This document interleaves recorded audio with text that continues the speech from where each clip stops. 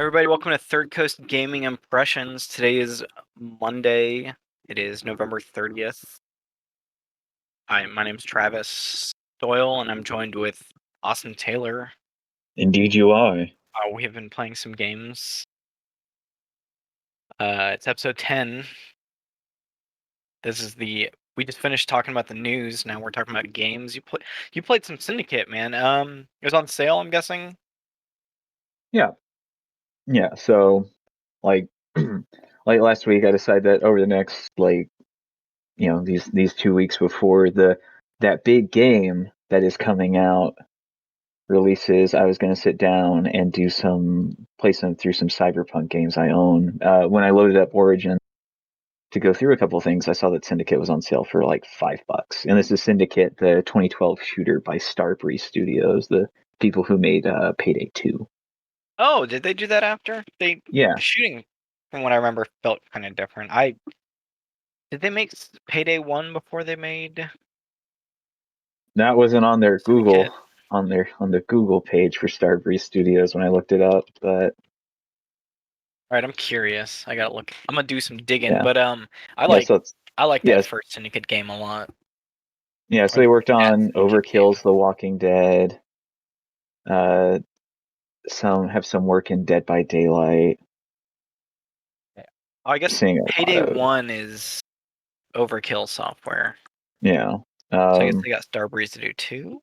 did a bit of a John Wick VR game, it seems, is what they're credited with. But yeah, so they developed this 2012 shooter based off of the I'm not entirely sure what genre the first Syndicate game fits into. I think Like it's Cyberpunk. yeah. Well, I mean, it's like within like game genre. Like it is like a cyberpunk setting. Oh, it's like a Um, so it's a real kind of time an tactics XCOM, right? game. Kind Yeah, of an so it's an XCOM. RTS. Yeah. Yeah, and sort of the whole, it's a cyberpunk setting. Whole world is like big corporate governments, you know, rule the world. There's like very clear. It's the sort of the classic cyberpunk like elevated um class dynamics, right? Where you have like uh sort of the common people who live down like at the bottom of society, like physically, and then like at the top you have these beautiful soaring skyscrapers that reach above the clouds that are populated by, wealthy and extravagant businessmen. And so like Syndicate starts out and you are an agent for one of these companies. A name like the name of the company isn't particularly important or memorable because like the story of this game isn't super good in a real way. The only thing I can tell you about this company that you work for is that the CEO is played by Brian Cox, who people will remember as Agamemnon from the movie Troy, and William Stryker from X2, as well as the like lead character of Succession, which is an HBO drama about a family of like billionaires who are vying for control of their father's corporation. I remember playing a lot of Syndicate co-op and really like it's got a slide, doesn't it? You can just slide and Yeah, shoot people. yeah, you can run and slide and shoot people. The Holographic gun, sights and like you can see your ammo count on your gun and a bunch of yeah, cool it's like stuff like that. yeah, so the HUD is like very good. Part of like what makes you special is that you have like some advanced tactics chip installed into you that allows you to just when you fight like a boss in the game, it lets you take a chip, part of their chip hardware, and just lets you absorb it into yours, and that's how you get your like level up basically.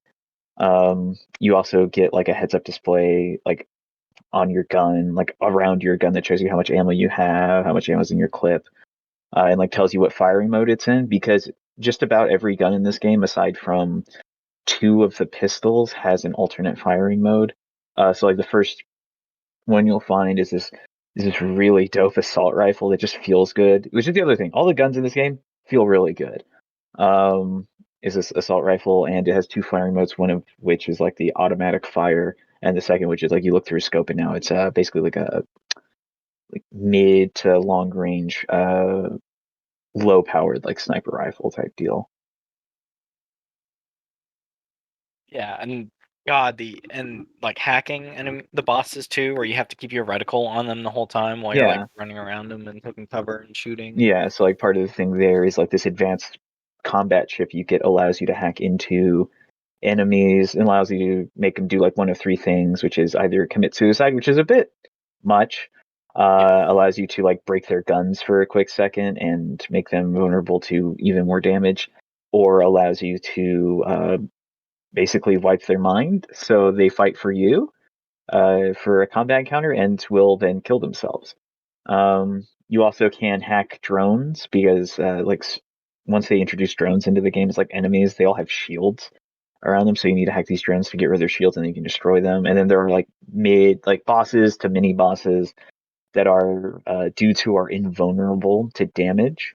So you need to like hack their armor, and then you have to break their armor, and then eliminate like their health.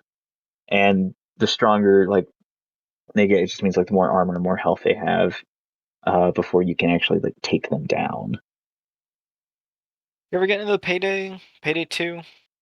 I only ever got into Payday 2 through its Xbox 360 demo, Mm-hmm. which was just the like the standard Payday 2 like bank mission, right? So the only mission that you could get on that demo, and you could play it repeatedly, uh, because it just threw you on to the like online service, was like that first bank that you start in, which is like a small bank on a relatively like busy street in some like generic city, and you can within that level, like hole up in that bank.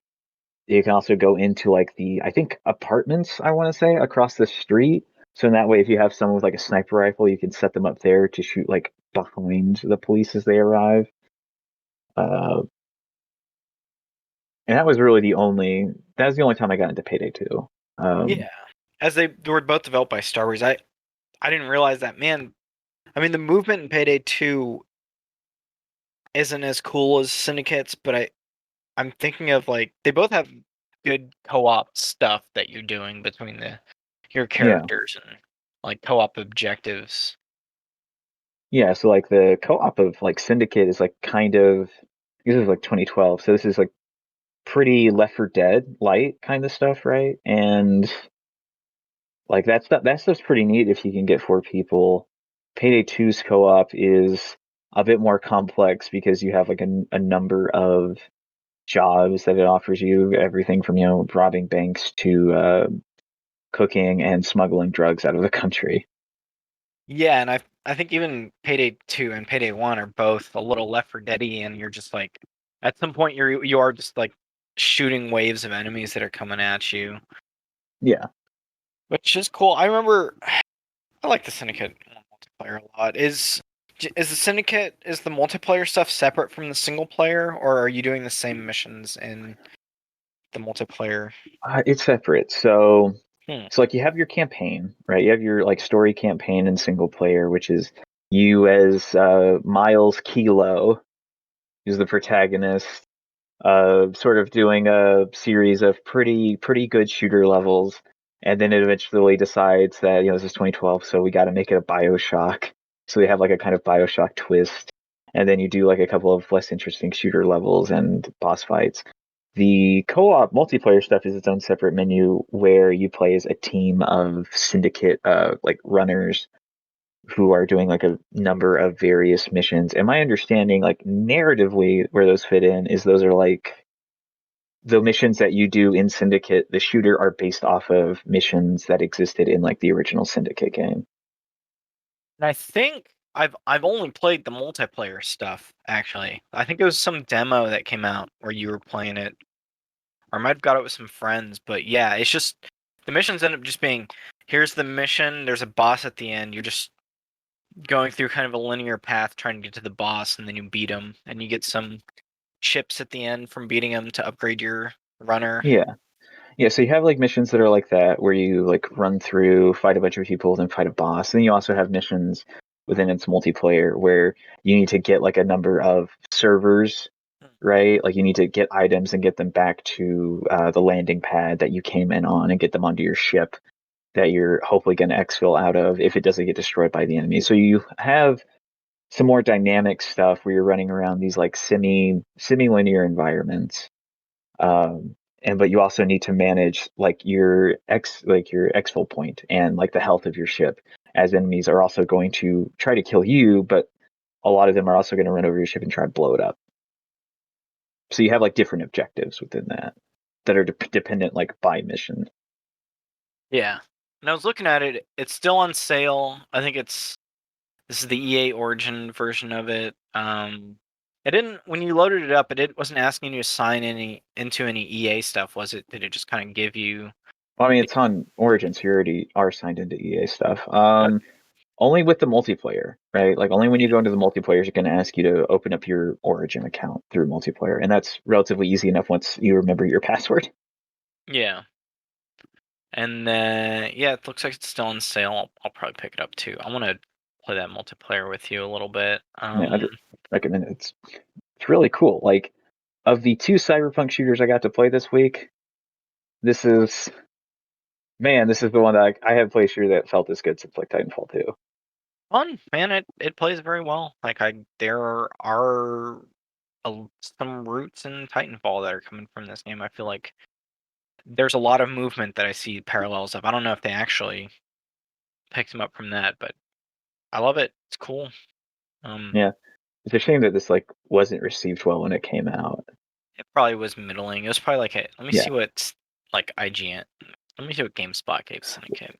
well, I remember like probably the nicest review I remember seeing was the Jeff Gersman review, Yeah.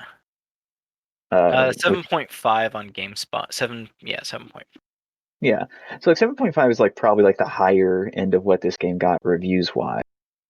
It's like the Metacritic, it's standing as like 69, which is nice. Wow. Um, yeah, so like the GameSpot is like pretty high on its review listings, and that's where like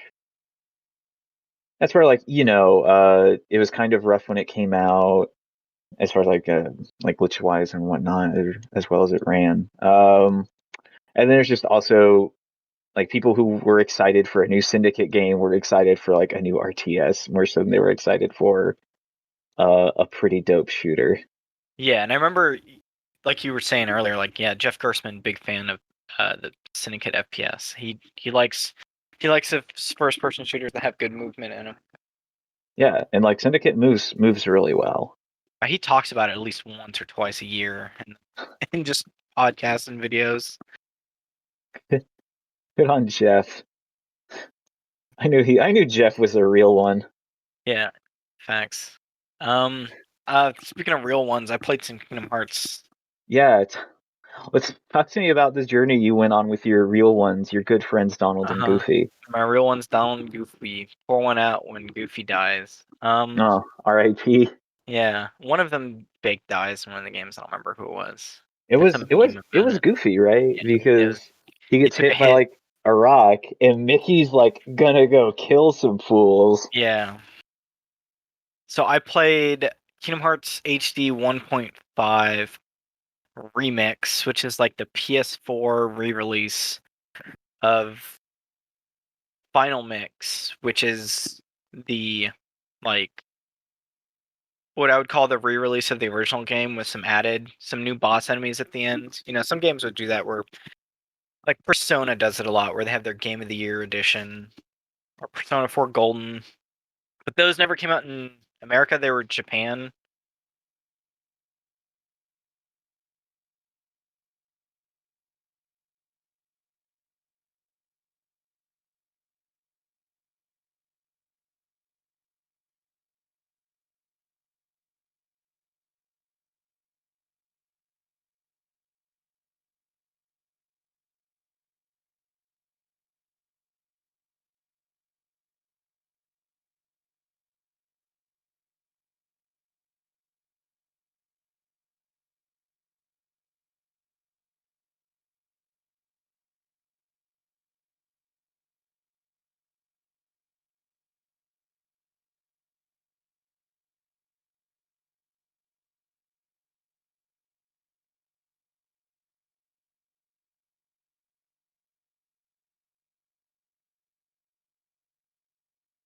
So Final Mix was only in Japan, but it kind of catches the same like feel of it. The the Nightmare Before Christmas music is like this is Halloween, but without any lyrics. Pretty much, it does the beats of it pretty well. Oh yeah, the 1999 Tarzan movie. I was trying to remember who one of the gorillas. I think Rosie O'Donnell was Turk the gorilla. Mm-hmm. Anyway, man, there's the hard difficulty in Kingdom Hearts. You will Yeah, just get fucking murdered in 2 hits, Austin. Like yeah. What is the this is my difficulty in that Dark even Souls as a like? child. I was playing it on hard, and when you get to bosses, you can only like take 3 hits before you can heal or something. Ah, jeez. Yeah.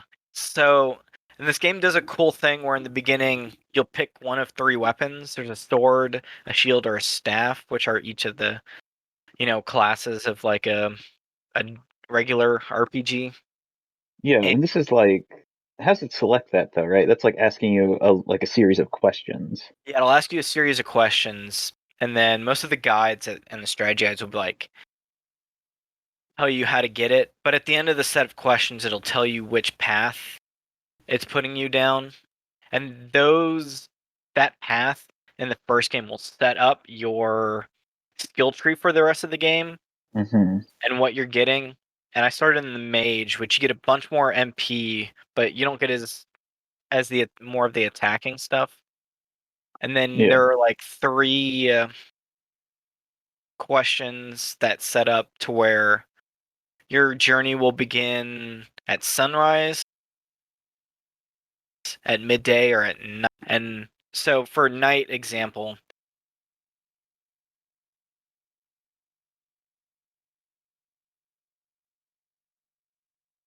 you'll level up really slow in the beginning. Choose sunrise. You'll level up pretty after that. So to make it the hardest, you just do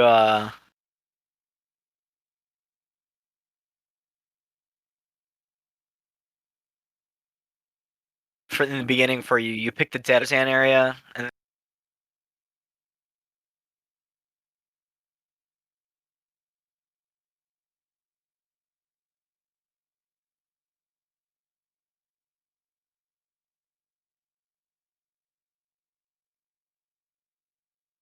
then you go back to there's like a hub book.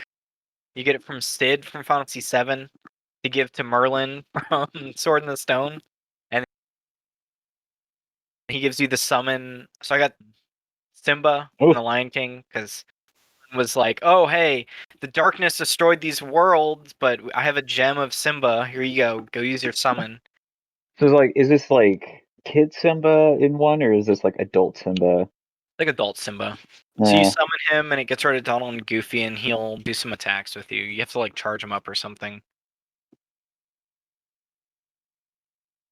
But I think I was under leveled, so I had to like flip around a bunch of items and make my defense higher. I don't know. It's a fun going back and playing this because I think it came out in 2002, and I was like 10 when it came out, and I got it for Christmas. So it feels very Christmassy to play a Kingdom Hearts game to me. So I might go through and go to 2 after, and then Dream Drop Distance on 3DS.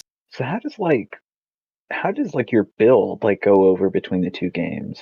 It doesn't carry over. You have to like Oh, it'll do the same thing where when you get to 2, you'll start off at like level 5 or whatever, and then mm, you'll pick the sword, shield, or staff again. It'll give you one of those, and then it will. I think it's just those ones in 2, and then you yeah, start over, and it has a new skill tree for you to level up. Because between 1 and 2, your character's asleep, so they say they just reset you to level 0 pretty much. yeah. They gotta find Same a way thing to as put you 3. back. They're making it. It's a new game, new set of skills, new keyblades to get. I got the Also, I got the r- Tarzan keyblade, which is pretty cool. also games that are like released years apart, Yeah, like longer than usual from for a at least from series. 2 to 3. I know 2 came out like a couple years after. Yeah. I got this Tarzan keyblade though. It's Oh, let's see this Tarzan. What is this? What is the aesthetic? What in the world?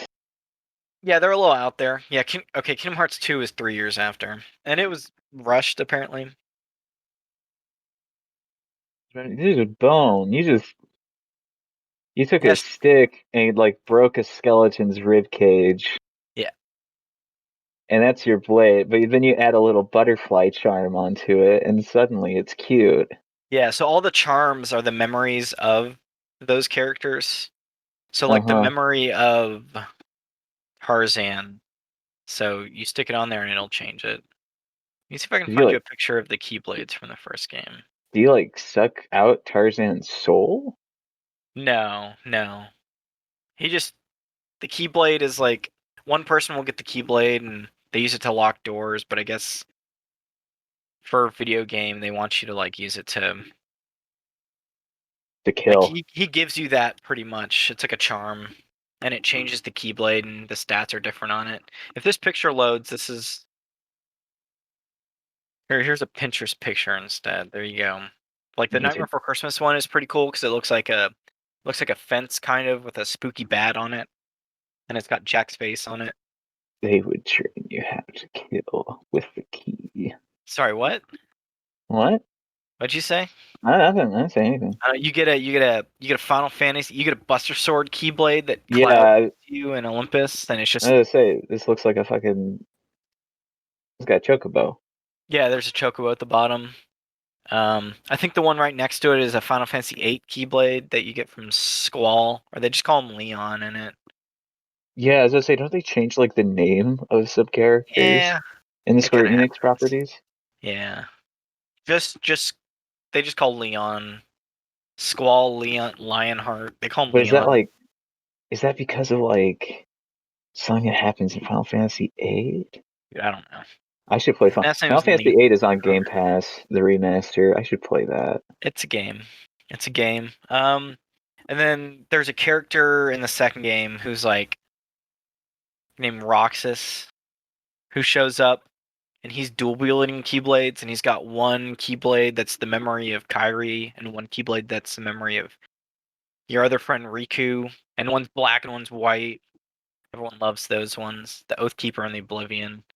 Anyway, I don't know. Kingdom Hearts is a delight to go back to. The music slaps.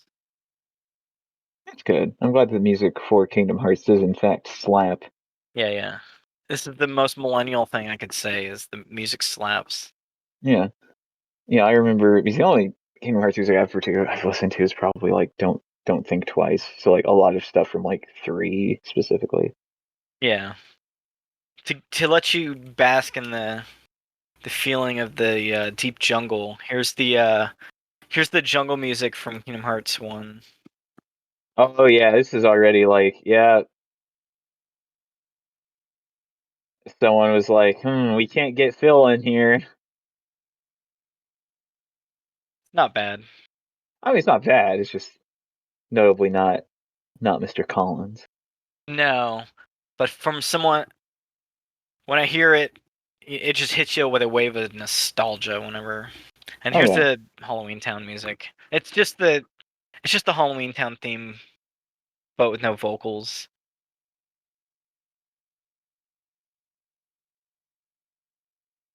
yeah. All right, that's Yeah. Let me give you the Sleeping Beauty music is really good. Last one, I promise. uh-huh. That's what they always say. Uh huh. It's kind of I get some. I don't know if I would call it like whatchamacallit, Harry Potter esque, but it's like Well, I mean, this is like straight up modernized, like older, like Disney score, yeah, yeah. It's like right? ballroom music, I guess. Yeah, this is like the kind of music that they put into this, uh, like into a Sleeping Beauty movie if it was like made with that same like aesthetic, Yeah, yeah, and general like philosophy today. yeah. And I think it works out pretty well from like the theme of that world. All right, here is the actual last one. God damn it. It's Timeless River. It's the Mickey Mouse music when you're going to Steamboat Willie, because there's like a Steamboat Willie in two. Of course it's Steamboat Willie. Pretty good.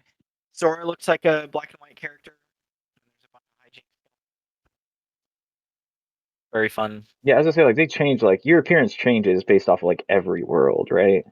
Not every world, but in the first game, your appearance changes in the Nightmare Before Christmas one, and then when you go to hang out with Ariel in the now what are the Little Mermaid, and then the second game it's Steamboat Willie, Tron, Halloween Town, Yeah. Like I've seen the Toy and the Story Lion King. world. Toy Story one's pretty good, where they're all toys. Yeah. And then when you're in Pirates of the Caribbean, the shading on the characters looks a little different because it's a live action movie, at least in the second game. What else was in the second game? Yeah, probably just mermaid stuff too. I don't know. It's fun. It is difficult though. If you have half health and an enemy hits you, they can one hit kill you, unless you have an ability called Second Chance. And I can't get that ability till I'm like level 70, so I just have to be constantly healing and having like Mm. you have like a protection spell called Arrow, which will cover you in air and stuff. You have to run around and like just always have that on. And there's like some secret bosses in the first game too that are fun, and like an ultimate weapon, like a Final Fantasy.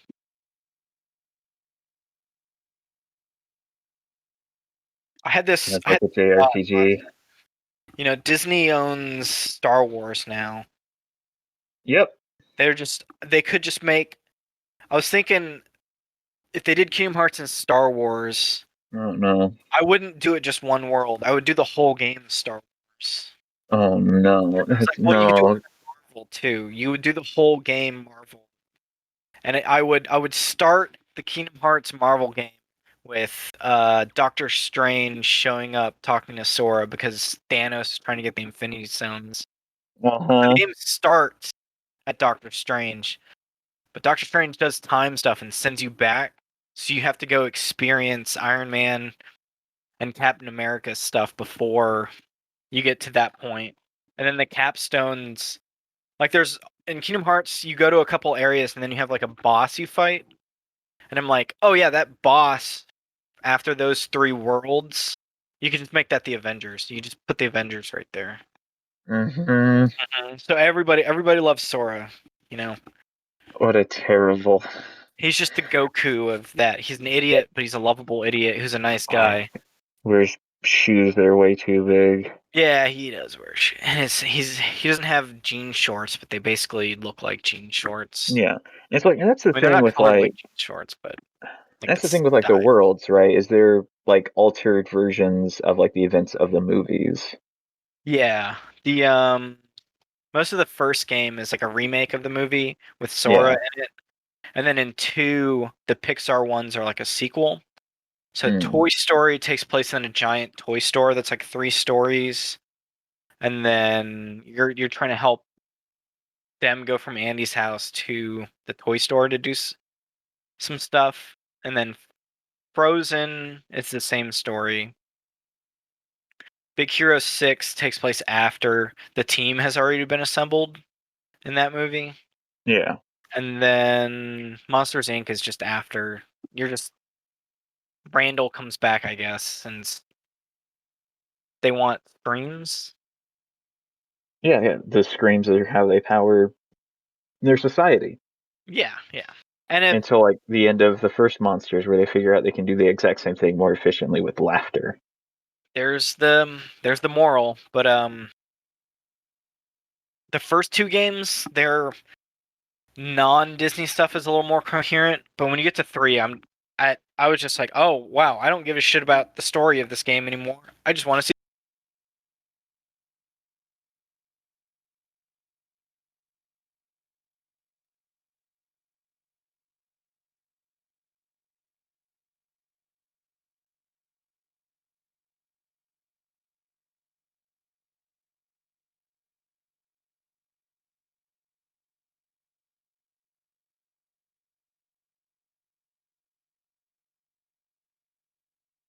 the Disney World.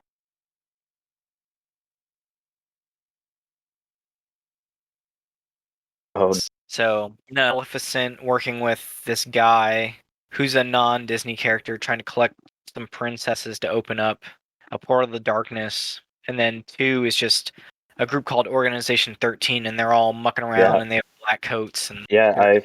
I know these names. yeah. For people who don't though. But Yeah, anyway, you played another Cyberpunk game, Austin. I played another Yeah, cyberpunk is it the shooter. Capcom or the Sega This Cyberpunk? is Sega's Binary Domain. Yeah, isn't there isn't some characters in that French or something in Binary Domain? Yeah. So Binary Domain, the whole setup here is that it's been found out that a Japanese corporation, the name of the Yamada Corporation, has secretly created robots that look like humans, or that can be made to look like humans, and they call these hollow children, right? And so I mean, after this like gets out to the public, like in America, there's like a high um, some intelligence officers found out to be one of these hollow children. That's when you first discover it. And then there's a scene immediately afterwards in a war room where a bunch of generals are talking, and then like Secret Service runs into the room and just starts blasting like the lead of the Air Force, and then you find out that he's also a hollow child. Um, so you, the protagonist, a fellow by the name of Dan, who I'm sure has a last name, but I don't really care about his name, about that character, and your friend Bo, who's just like a really large, like sort of like I'm gonna say like stereotypical like early 2000s like sort of like big like boat like boisterous like dude, right? Who wants to go in, have a good time while he's, shooting enemies, and is basically for the purpose of the moment to moment combat, like moment to moment gameplay, is kind of just your wingman if you have one of the romantic interest character in your party at any point. Um and so like it starts out with you and Bo, and then as you go through the game, you meet up with the uh, other like multinational agents who you're working with, because it turns out that you are all a Rust crew, which within this game's world is like a assault team put together by the Council of the New Geneva Conventions in order The to New Geneva the Convention. New Geneva Convention, Uh, yeah, because once robotics got to the point where we could make them look like people, we updated and altered the Geneva Conventions to account for this. So that's why you have the New Geneva Conventions and things like Rust Crews. So you meet up with a group of British nationals, French, and one Chinese operative, and they're all like fine characters. Like they'll have different purposes in combat. Where like Bo, who we've talked about before, he's like the big dude with a big LMG. He's got like the big heavy machine guns. And you have like Rachel, who is one of the British operatives, who is explosives and runs around with a shotgun like a crazy person. You have this is like a Charlie. Ps4 game, right? Like this, Yeah, it's a third person shooter, yeah. right? Like it's a third person cover shooter. It's like And the it's camera's like made in close to your 2012. back, like Gears of War, and you're taking cover and you're hopping Yeah. around. Yeah, it's all about hopping in and around cover as you like just destroy these robots that are coming at you. And I don't think I like it very much. It's not a great game, but I No. what if it had a co-op campaign? Maybe it'd be a little bit better. Maybe it'd be No, something dumb people could pick up for $10. I don't think it'd be better. Because like, the thing about this is I picked this up off of the recommendation of like a couple of people I follow on Twitter who mentioned some interesting things about it. The fact that it has like RPG party mechanics Oh as yeah, well as like different paths. And it does, it's right? the Like, lightest of RPG. yeah, like pretty light mechanics, all things considered. Like every party member has like a meter that like shows you how much, whether or not they like you. Yeah, That starts off at 2 and can reach to like 4. I want Bo to like Um, me really bad. yeah, and the way that you get them to like you is by being good at the game, and taking their compliments, because if you're good at the game, they'll run up to you and they'll compliment you, and they'll be Do they like, "Oh high wow, five you Dan, too? you were so good." No, they didn't have that kind of animation budget. They'll be like, "Dan, you were so good," and you'll be like, "Yeah, I was," and their little name will pop up with some arrows going up. You'd be like, "Oh, they like you a bit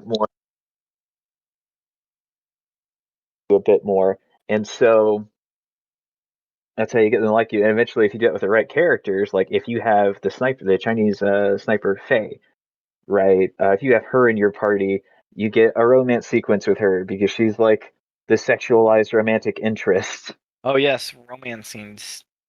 Do you get to kiss the Yeah, girl? yeah. They make out. Like you patch up a wound because there's a point in the game where it just like forces Faye into your party.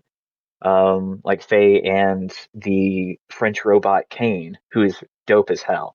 Um, like it forces Faye Kane into your party, and like Faye gets wounded. So like afterwards, you're like patching up her arm, and it's just like it's a shoulder wound, and you're helping her out, and you're bandaging her. And she's like, "Is that?"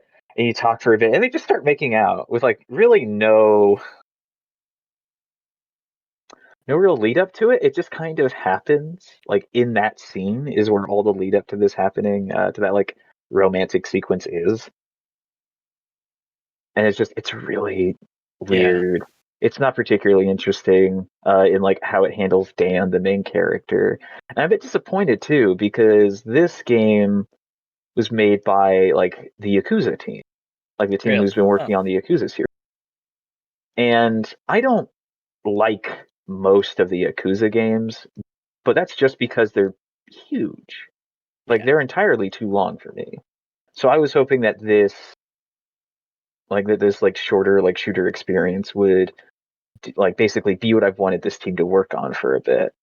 And some of it is, right? Like the combat with enemies, like with robots, is interesting in the sense that going for headshots is good not because it's going to kill your enemy instantly, but because it like destroys the IFF sensors of the robots you're fighting, and they immediately just start firing whatever's closest to them, which ideally would be another robot, right? And every like boss encounter in this game is so spectacular in its design and look.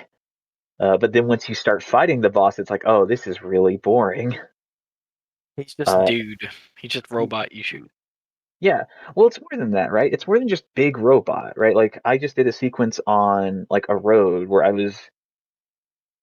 was driving down a road in like a moving van, and we were being chased by a giant like motorcycle road that just looks like this golden what's the best way to describe that? Like kind of like in its design manta ray-ish robot with its like gilded plates going up and down its back onto this giant motorcycle, and it would like transform for like the wheels of the motorcycle to be like on its feet, or be rewriting those wheels like this motorcycle. And it's a really cool design.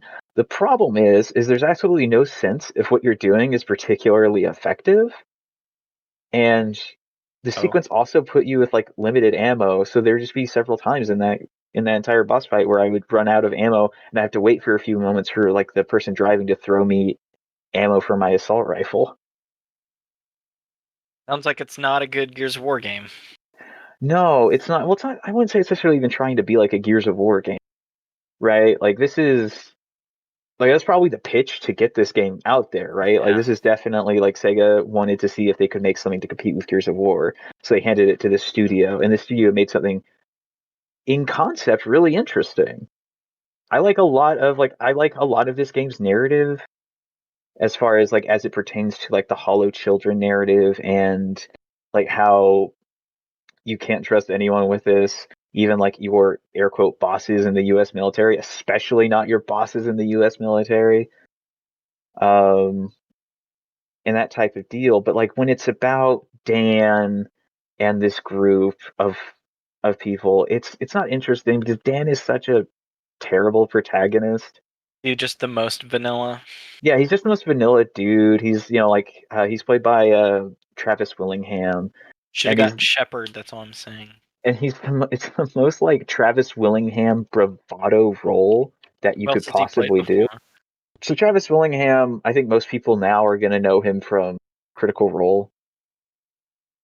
right? So he plays within like the first campaign of Critical Role, he plays the Goliath barbarian of the group.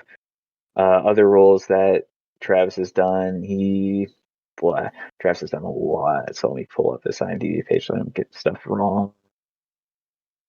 Like he does a lot of stuff in. This is an incomplete page. Oh no. I know Travis Willingham does more than what I'm seeing on this page. Like Travis Willingham does some stuff in like Halo. He started off doing a lot of like Funimation. He played. This page doesn't even have Full Metal Alchemist. He played Roy Mustang in Full Metal Okay. Alchemist in both versions of that show. And like the other thing about the casting decisions of this game is it's also like within the English dub, you have a lot of like Americans playing Asian characters, like Japanese and Chinese characters. And it's so weird. Like they're all put it like performing these really awful accents that just don't work. Like the first Chinese person you meet in the main game is this dude who's getting like kids to pick up scrap from the robots you destroyed. And you get into like a little encounter with him where like you point guns at the dude, he's holding the kids hostage, but then all the kids just whip out guns and point them at you. And then this dude starts talking, and it's like Liam O'Brien, who people are going to know from like also Critical Role, and also like the Darksiders games. He plays War. He's also a noted like World of Warcraft character whose like name escapes me, and he's just putting on this really awful accent, and it's just the worst. Sounds like it's an okay game. It could be better. It Could could be be a better. whole lot of things. Yeah. It could very easily be better. Maybe if the second Uh, game came out, it would have been better. That's usually what happens. It comes out and it's got some good yeah, ideas. Maybe we'll make a sequel, put some more money in it. But I'm sure Sega's trying to put out other stuff. yeah. They're just gonna re-release Sonic. So Just you just looked at this team. It's like, how about y'all get back to Yakuza? which in 2020 y'all should make an. What if they made it an RPG? And I know in Turtley, like a Dragon was like came out of their April Fool's thing from the actual studio, not Sega. Anyway, Yeah. I don't know. I want to play Like a Dragon. I don't have 60 hours, just like how I don't have the hours for Cyberpunk. I don't think I have the hours for Yakuza, but I we'll mean, see. yeah. I've heard that like a Dragon's probably just as long as like the last like Yakuza game, right? It's like It's I like could 80 never like play hours. like a Like a Dragon. Dragon's like Yeah. 80. One of my friends at work put in 120 hours already. Yeah. And I know I just said like I'm definitely gonna be putting in the time in like Cyberpunk if I Yeah, like it, but I could never look at a game like Yakuza like a Dragon and think, yeah, that's what I'm doing. Like those games have never interested me in that way, and that's why I was really hoping I would like um, Binary Domain. different. If you want to play a standalone one that's not like the same story, Judgment's a standalone thing. Yeah, I mean that's the other thing. I don't think it's that like Yakuza as a series isn't the problem. The problem is like the gameplay moment to moment for like Yakuza games has never been that interesting to me. I don't like most of the side missions in Yakuza.